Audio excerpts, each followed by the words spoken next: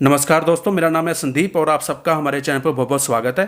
दोस्तों, PMC bank घोटाले के बाद हाल ही में यस बैंक की घटना ने अन्य बैंकों के ग्राहकों के मन में ये सवाल पैदा कर दिया है कि क्या उनका पैसा बैंकों में सुरक्षित है या नहीं है।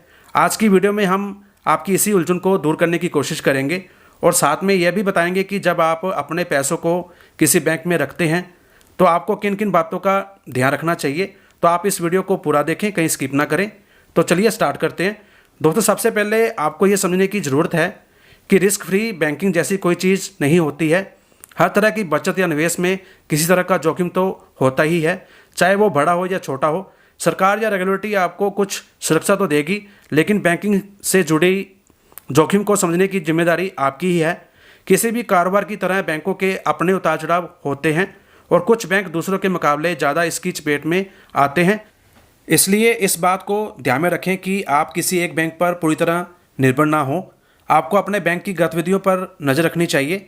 एक जागरूक जमाकर्ता की तरह इस बात का ध्यान रखें कि बैंक में क्या चल रहा है, क्या वह खबरों में है, उसके एनपीए कितने हैं, उससे बड़े स्टॉक होल्डर कौन हैं, उसके बड़े कर्जदार कौन हैं, हाल ही की तिमाही का उसका प्रदर्शन कैसा रहा, कहीं आपका बैंक घाटे में तो नहीं जा रहा, उसके घाटे का क्या कारण है, उसके शेयर की कीमत क्या है, दूसरे बैंकों के मुकाबले उसका प्रदर्शन कैसा है, कॉरपोरेटिव गवर्नर कैसा है, क्या बैंक में धोखाधड़ी के मामले हुए हैं। जब आप बैंक की ब्रांच में जाते हैं तो बैंक के कर्मचारियों से क्या पता चलता है।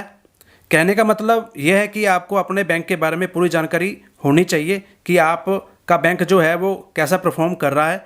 आपको एक बात का और ध्यान रखना चाहिए कि आपको अपने पैसों को अलग अलग बैंकों में निवेश करना चाहिए। पूरा पैसा एक ही बैंक में ना रखें। अगर हम हाल ही की उदाहरण लें यस बैंक की, तो जिन लोगों ने पूरा पैसा यस बैंक में रखा हुआ था तो उन लोगों को काफ़ी दिक्कत का सामना करना पड़ा था और ज़रूरत पड़ने पर भी वो अपने पैसों को निकाल नहीं पाए थे।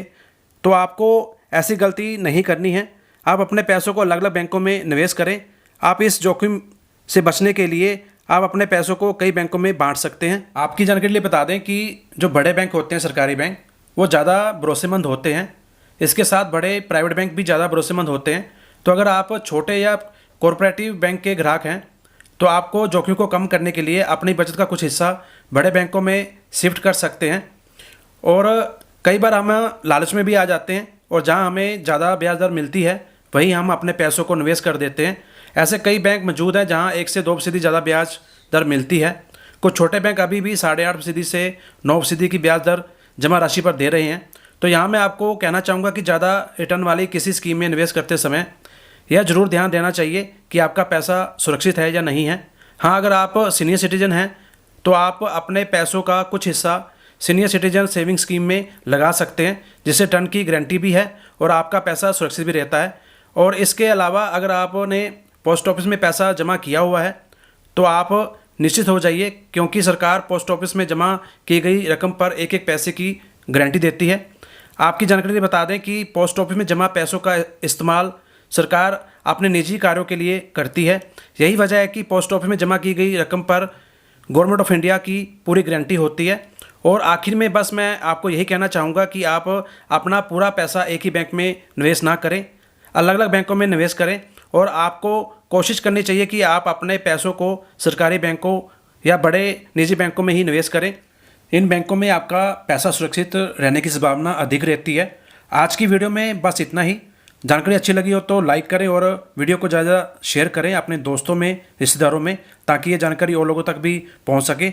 अगर अभी तक आपने हमारे चैनल को सब्सक्राइब नहीं किया है तो नीचे आ रहे लाल बटन को दबाकर सब्सक्राइब कर लें और साथ ही बेल आइकन को भी प्रेस कर दें, ताकि हमारे सभी आने वाली वीडियो के बारे में आपको नोटिफिकेशन मिलती रहे और आप कोई भी जानकारी मिस ना करें, क्योंकि हम आपके लिए ऐसी यूज़फुल वीडियो लाते रहते हैं। वीडियो को पूरा देखने के लिए बहुत बहुत शुक्रिया।